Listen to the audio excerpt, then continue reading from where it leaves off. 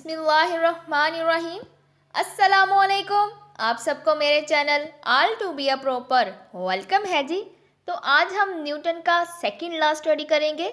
Newton second law of motion, F=ma। ये physics की बहुत ही इम्पॉर्टेंट और ज़्यादा यूज़ होने वाली इक्वेशन है। आज हम इस लेक्चर में Newton second law of motion की कुछ एग्जांपल्स देखेंगे, कुछ डेरिवेशन होगी, कुछ क्वेश्चंस होंगे और कुछ एप्लीकेशन स्टडी करेंगे जो हम अपनी एवरीडे लाइफ में यूज़ करते हैं और हमें ये पता भी नहीं होता कि हम सर आइजैक न्यूटन के लॉज यूज़ कर रहे हैं। तो आइए स्टार्ट करते हैं। हमने जब न्यूटन का फर्स्ट लॉ स्टडी किया था तो हमने वहाँ पर ये कहा था कि कोई भी ऑब्जेक्ट अपनी स्टेट उस वक्त तक चेंज नहीं करता जब कोई एक्सटर्नल फोर्स उस बॉडी पर एक्ट नहीं करती, यानी जब कोई अनबैलेंस्ड फोर्स एक्ट नहीं करती। और हमने ये भी कहा था कि जब बॉडी पर फोर्सेस जो एक्ट कर रही हैं वो बैलेंस हो तो बॉडी मूव नहीं करेगी, नो मोशन होगा। और जब फोर्सेस एक्ट कर रही हैं अनबैलेंस्ड तो बॉडी मूव करेगी, वहाँ पर होगा मोशन। और यहाँ पर हमारे पास जो फोर्सेस एक्ट कर रही हैं बॉडी पर वो हैं जी अनबैलेंस्ड फोर्स। ये अनबैलेंस्ड फोर्स जब बॉडी पर एक्ट करेंगी तो वहाँ पर हमारे पास होगा जी मोशन, बॉडी मूव करेगी। और जब हमारे पास बॉडी में मोशन होगा तो वहाँ पर हमारे पास आएगा एक्सेलरेशन। और ये जो एक्सेलरेशन होगा ये उस फोर्स के डायरेक्टली प्रोपोर्शनल होगा जिसकी वजह से ये प्रोड्यूस हुआ है, ठीक है। यानी उन अनबैलेंस्ड फोर्सेस की ये डायरेक्टली प्रोपोर्शनल होगा एक्सेलरेशन, ठीक है। और ये जो एक्सेलरेशन है ये उस बॉडी के मास के इनवर्सली प्रोपोर्शनल होगा। अगर मास बॉडी का ज़्यादा है तो एक्सेलरेशन उसमें कम प्रोड्यूस होगा उसी फोर्स के वजह से, और अगर हमारे पास फोर्स ज़्यादा है तो उतना ज़्यादा एक्सेलरेशन होगा। फोर्स और एक्सेलरेशन का डायरेक्ट रिलेशन, एक्सेलरेशन और मास का इनवर्स रिलेशन होगा। आगे हमारे पास Newton second law of motion की स्टेटमेंट है। ये क्या कह रही है हमसे? The acceleration of an object as produced by a net force is directly proportional to the magnitude of the net force in the same direction as the net force and inversely proportional to the mass of the object। ये वही बात है जो अभी हमने की कि जब अनबैलेंस्ड फोर्सेस की वजह से बॉडी में एक्सेलरेशन प्रोड्यूस होता है तो ये एक्सेलरेशन डायरेक्टली प्रोपोर्शनल होता है उन अनबैलेंस्ड फोर्सेस के और उस ऑब्जेक्ट के मास के इनवर्सली प्रोपोर्शनल होता है। अगर हम इसे मैथमेटिकल फॉर्म में लिखें तो जो एक्सेलरेशन है वो हमारे पास बराबर होगा नेट फोर्स के, ठीक हो गया, यानी उसके डायरेक्टली प्रोपोर्शनल। और डिनोमिनेटर में आएगा हमारे पास ऑब्जेक्ट का मास, यानी उसके इनवर्सली प्रोपोर्शनल होगा। और जो जनरल इक्वेशन हमारे पास आती है Newton second law of motion की वो ये फॉर्म आती है इसको अरेंज करने के बाद, F=ma। ये जनरल टर्म हम यूज़ करते हैं Newton second law of motion के तौर पर। आगे हमारे पास ये वही बात है कि हमने जितना ज़्यादा फोर्स ऑब्जेक्ट पर लगाया है उतनी ज़्यादा हमारे पास एक्सेलरेशन आएगी, और जितना कम फोर्स हमने ऑब्जेक्ट पर लगाया है उतनी हमारे पास ही कम फोर्स आएगी। Double force double acceleration, small force small acceleration.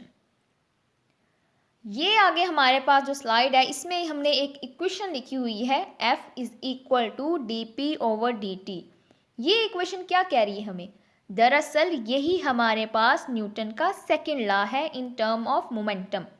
Newton ने जो अपना सेकंड लॉ दिया था वो मोमेंटम की टर्म में दिया था, F=del p/del t या फिर dp/dt।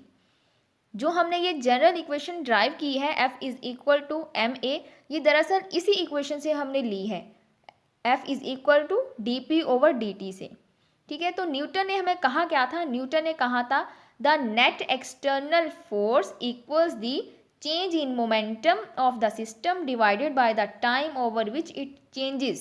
यानी जो नेट फोर्स हमारे पास होती है वो बराबर होती है rate of change in momentum.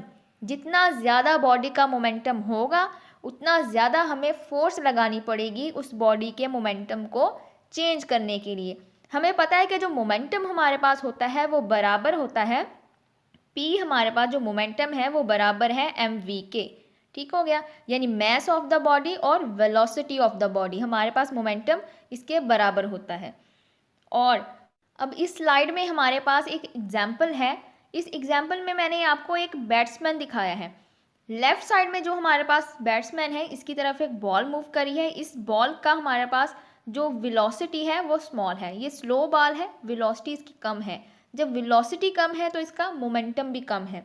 इस बैट्समैन को इस स्लो बॉल का मोमेंटम चेंज करने के लिए कम फोर्स लगानी पड़ेगी, ठीक है।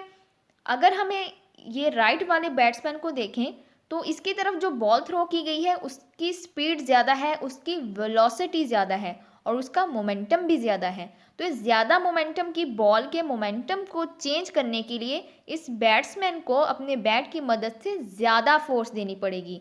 ज़्यादा मोमेंटम होगा बॉडी का तो उस बॉडी के मोमेंटम को चेंज करने के लिए हमें ज़्यादा फोर्स देनी पड़ती है और यही दरअसल है हमारे पास न्यूटन का सेकंड लॉ। आगे हमारे पास यहाँ पे डेरिवेशन है, हमने डेरिवेशन की है F is equal to M A की F is equal to D P over D T से। तो यहाँ पर मेरे पास एक कार है, कार अपनी x नॉट पोजिशन पे है, ठीक है। ये कार पहले हमारे पास x नॉट पोजिशन पे थी t नॉट टाइम पे, v नॉट इसकी वेलोसिटी थी और m नॉट इसका मास था। इसने कुछ टाइम में अपना डिस्टेंस कवर किया और ये पहुँच गई x1 पोजिशन पे। t1 टाइम में m1 इसका मैस हो गया और v1 इसकी हो गई वेलोसिटी, ठीक हो गया। यहाँ पर आप देखें तो इसका मैस, कार का मैस चेंज हुआ है m नॉट से m1 तक, ठीक है। ये मैस क्यों चेंज हुआ है? ये मैस इस वजह से चेंज हुआ है क्योंकि इस कार ने कुछ ना कुछ डिस्टेंस कवर किया है और डिस्टेंस कवर करते वक्त इस कार ने अपना जो गैसोलीन या पेट्रोल जो भी इसने फ्यूल अपने अंदर डाल रखा है वो ज़ाया किया है, ठीक है। तो उसके अंदर, उस मैस के अंदर जो डिफेक्ट आएगा वो इस होल कार के अंदर जो मैस होगा उसमें कमी आएगी, ठीक है। लेकिन अगर आप इस कार की जगह कोई और एग्जाम्पल लें, किसी ब्लॉक की एग्जाम्पल लें, तो उसका जो मास होगा वो कांस्टेंट ही रहेगा। इस एग्जाम्पल में भी मैं मास को कांस्टेंट ही मानकर आगे चलूँगी जब डेरिवेशन करेंगे, क्योंकि इसका जो मास कम हुआ है, डिफेक्ट आया है इसके मास में, वो बहुत ही कम डिफेक्ट आया है, ठीक है। इस वजह से हम इसके मास को कांस्टेंट ही मानेंगे।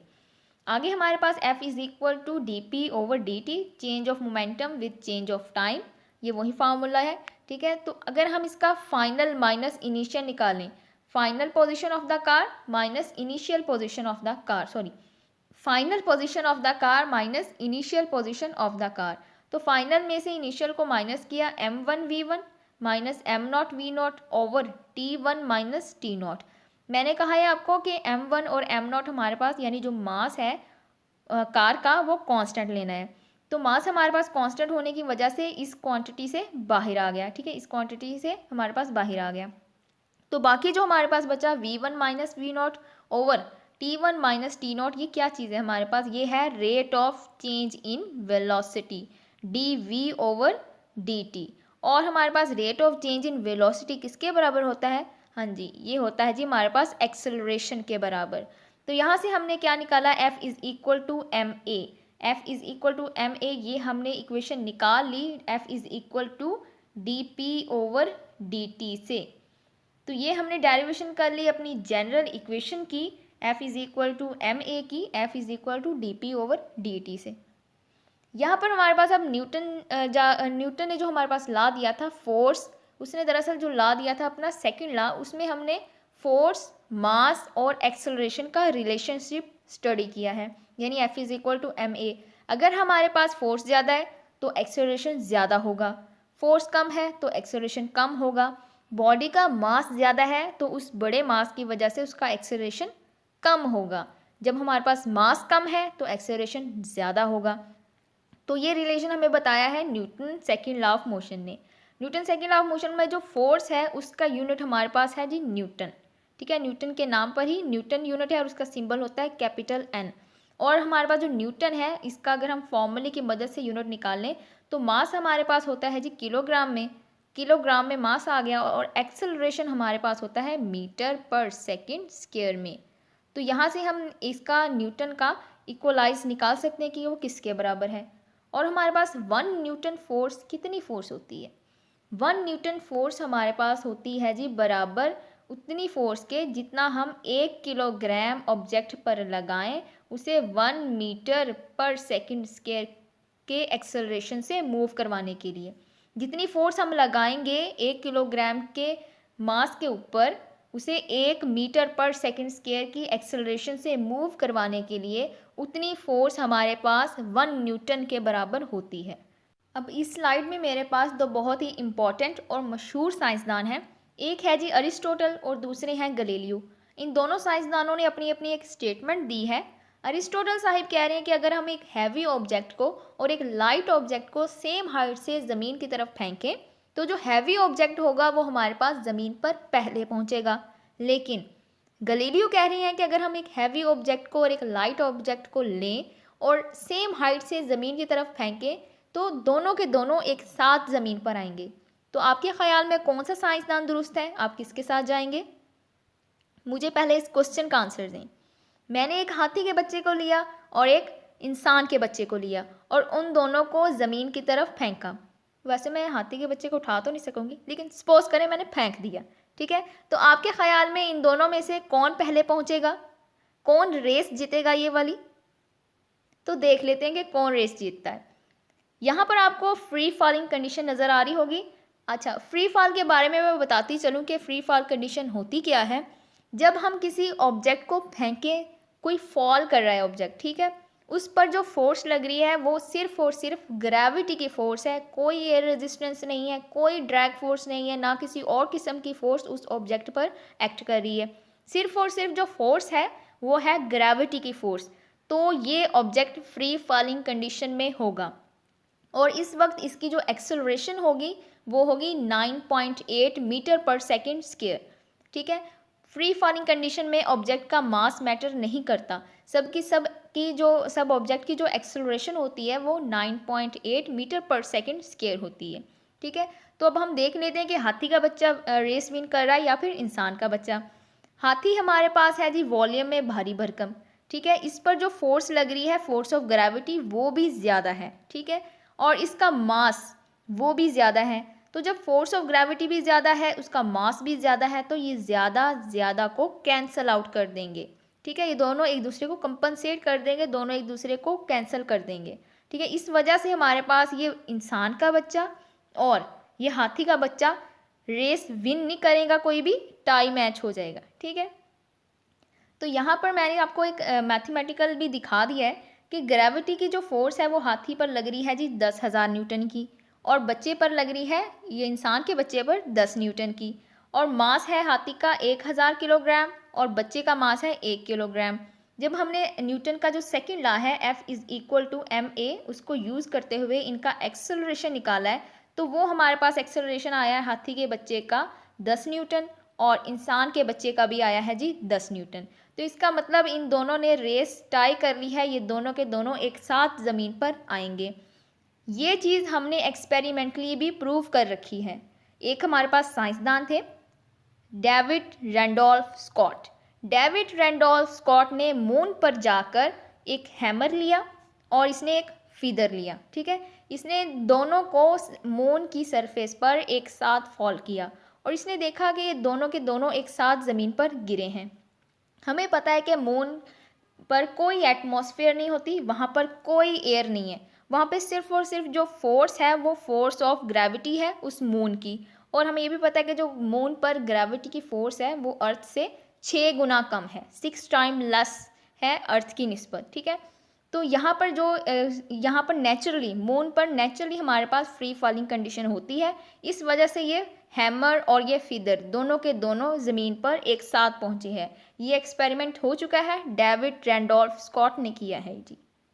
तो क्या अब हमारे पास अरिस्टोटल साहिब गलत थे? अरिस्टोटल की स्टेटमेंट गलत थी? नहीं, ऐसा बिल्कुल नहीं है कि अरिस्टोटल ने अपनी स्टेटमेंट गलत दी है। बात सिर्फ इतनी है कि इन दोनों ने कंडीशंस डिफरेंट ली है। अरिस्टोटल ने अपनी जो स्टेटमेंट दी है उसने जो कहा था कि जो हैवी ऑब्जेक्ट होते हैं वो ज़मीन पर पहले पहुंच जाते हैं as compared to lighter one. इसने ये स्टेटमेंट अपनी एयर रेजिस्टेंस की प्रेजेंस में दी है। लेकिन गलीलियो ने ये जो अपनी स्टेटमेंट दी है कि दोनों के दोनों एक साथ ज़मीन पर पहुंचेंगे, उसने अपनी स्टेटमेंट दी है जी एयर रेजिस्टेंस की एब्सेंस में, फ्री फॉलिंग कंडीशन में। अरिस्टोटल बिल्कुल गलत नहीं है, इसने अपनी स्टेटमेंट एयर रेजिस्टेंस की प्रेजेंस में दी है। और एयर रेजिस्टेंस का डिपेंडेंस हमारे पास ऑब्जेक्ट के मास पर होता है, उसकी स्पीड पर होता है, उसके सरफेस एरिया पे होता है और उसकी नेचर पे होता है। तो यहाँ पर अब हमें एक एग्जाम्पल भी देख लेते हैं कि जो हमारे पास हैवी ऑब्जेक्ट होते हैं वो ज़मीन पर पहले क्यों पहुँच जाते हैं। मेरे पास यहाँ पर है जी एक पीस ऑफ पेपर और इसी तरह का एक और पीस ऑफ पेपर है। इन दोनों का मास सेम है, इन दोनों का वॉल्यूम भी सेम है। तो अगर मैं दूसरे वाले जो पीस ऑफ पेपर है इसको ज़रा मैं जी कर लूँ क्रम्बल, ठीक है। इस पीस ऑफ पेपर को मैंने ज़रा क्रम्बल कर लिया, इस तरह इसकी बॉल सी इसकी रोल कर लिया। तो अब मैं इन दोनों पीस ऑफ पेपर को अगर ज़मीन पर फेंकूंगी तो आपके ख्याल में पहले ज़मीन पर कौन आएगा? तो ये हम घर पे भी कर सकते हैं, आप अभी करके देखें। तो ऑब्वियस सी बात है, आपके पास ये जो क्रम्बल्ड पीस ऑफ पेपर है ये ज़मीन पर पहले पहुंचेगा एज़ कम्पेयर टू ये जो फ्लैट वन है इसकी, ठीक है। तो ये पहले क्यों पहुंचा, क्या रीज़न है इसकी? दरअसल जो एयर रेजिस्टेंस है वो इस पीस ऑफ पेपर पर, इस फ्लैट पीस ऑफ पेपर पर ज़्यादा एक्ट कर रही है। क्यों इस फ्लैट पीस ऑफ पेपर पर ज़्यादा एक्ट कर रही है? क्योंकि इस पीस ऑफ पेपर का वॉल्यूम ज़्यादा है। एयर रेजिस्टेंस उस ऑब्जेक्ट पर ज़्यादा एक्ट करती है जिसके साथ वो ज़्यादा इंटरेक्ट करें। इस पीस ऑफ पेपर का वॉल्यूम ज़्यादा है तो इसके साइड पर जो ये एयर के मॉलिक्यूल्स होंगे वो इसको ज़्यादा डिस्टर्ब कर रहा है। ये piece of paper, flat piece of paper अपने साइड पर जो एयर के मॉलिक्यूल्स हैं इनको ज़्यादा डिस्टर्ब कर रहा है, इनके साथ ज़्यादा इंटरेक्ट कर रहा है और बदले के तौर पर ये एयर मॉलिक्यूल्स इस पीस ऑफ पेपर पर ज़्यादा फोर्स लगा रहे हैं, ज़्यादा एयर रेजिस्टेंस का इसे सामना करना पड़ रहा है। तो ये वजह होती है कि flat of peace of paper जो हमारे पास है वो बाद में पहुंचेगा एज कम्पेयर टू क्रम्बल। यहाँ पर है जी अब हमारे पास applying Newton second law, application है कुछ Newton second law of motion की। अगर हमें किसी ऑब्जेक्ट पर लगने वाली फोर्स का पता है तो हम Newton second law of motion की मदद से उसका एक्सेलरेशन फाइंड कर सकते हैं। Newton second law of motion F is equal to ma की मदद से हम उस ऑब्जेक्ट का एक्सेलरेशन फाइंड कर सकते हैं अगर हमें उस पर लगने वाली फोर्स का पता हो। इसी तरह अगर हमें किसी ऑब्जेक्ट की एक्सेलरेशन का पता है, उसके एक्सेलरेशन का पता है तो हम उस पर लगने वाली फोर्स का मालूम कर सकते हैं। तो Newton second law of motion की मदद से हम किसी भी ऑब्जेक्ट का फोर्स और एक्सेलरेशन आसानी से फाइंड कर सकते हैं। यहाँ पर मेरे पास एक और एप्लीकेशन है Newton second law of motion की। तो जो लोग क्रिकेट खेलते हैं वो इस लॉ को यूज़ भी करते हो अपने आप को इंजरी से बचाने के लिए, लेकिन शायद उन्हें ये ना मालूम हो कि हम न्यूटन को यूज़ करें, न्यूटन के लॉज को यूज़ करें। तो आइए देखते हैं कि कैसे क्रिकेट में हम यूज़ करते हैं न्यूटन का सेकेंड लॉ। यहाँ पर मैंने आपको दो फील्डर्स दिखाए हैं, एक लेफ़्ट साइड पे है, एक राइट साइड पे है। तो ये जो लेफ़्ट साइड पे हमारे पास फील्डर है इसके कैच करने का अंदाज़ देखें आप। बॉल, इसने बॉल कैच की है अचानक, सडन कैच किया इसने। बॉल की जो वेलोसिटी थी इसने उसको अचानक चेंज किया है, ज़्यादा चेंज कर दिया है, ठीक है। बॉल की वेलोसिटी को इसने ज़्यादा चेंज किया लेकिन कम टाइम में। इसने अचानक कैच करने की वजह से, इसके अचानक बॉल का हाथ से इंटरेक्ट होने की वजह से टाइम कम लगा है इस वेलोसिटी को चेंज होने के लिए, ठीक है। तो यहाँ पर मेरे पास न्यूटन का सेकेंड लॉ है F is equal to ma।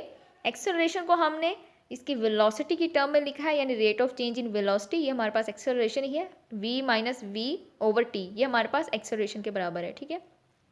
तो न्यूटन सेकेंड लॉ क्या कह रहा है कि अगर हमारे पास टाइम कम है तो फोर्स ज़्यादा होगी, ठीक है। तो इस इक्वेशन से हम ये निकाल सकते हैं कि टाइम इसको ज़्यादा कम लगा है, टाइम कम लगा है तो फोर्स ज़्यादा, इस बॉल ने इसके हाथ पर ज़्यादा फोर्स लगानी है, ठीक है। लेकिन अगर हम ये दूसरे वाले को देखें, दूसरा वाला जो हमारे पास फील्डर है ये ज़रा एक प्रोफेशनल फील्डर है। इसने क्या किया, इसने बॉल को कैच करते वक्त इसने हाथ में जब इसका इंटरेक्ट हुआ बॉल का तो इसने बॉल को हाथ के साथ नीचे कर लिया, ठीक है। इसने अपना जो हाथ है वो ग्रेजुअली डाउनवर्ड ले गया। जब ये डाउनवर्ड लेके गया तो बॉल की वेलोसिटी तो चेंज हुई है लेकिन कम चेंज हुई है, कम चेंज हुई है और वेलोसिटी को चेंज होने के लिए टाइम ज़्यादा लगा है। टाइम ज़्यादा हो गया है, वेलोसिटी चेंज हुई है लेकिन कम हुई है, ठीक है। तो जब टाइम ज़्यादा हो गया है तो हमारे पास फोर्स जो है वो कम लगेगी। तो ये जो हमारे पास प्रोफेशनल फील्डर साहिब है इनके हाथ पर बॉल कम फोर्स लगाएगी as compared to this one जो कि पता नहीं कहाँ से है, ठीक है। तो ये थे हमारे पास कुछ न्यूटन्स के concept, Newton second law of motion के कॉन्सेप्ट, एग्जांपल्स, डेरिवेशन और कुछ एप्लीकेशन। तो उम्मीद करती हूँ कि आपको समझ आई होगी और अगर समझ आई है तो मेरे चैनल को सब्सक्राइब कीजिएगा। कमेंट सेक्शन में कोई भी बात हो, कोई भी मिस्टेक हो मुझसे आप बता सकते हैं, कुछ भी नया चाहिए आपको वो भी बता सकते हैं। तो थैंक यू, अल्लाह हाफिज़।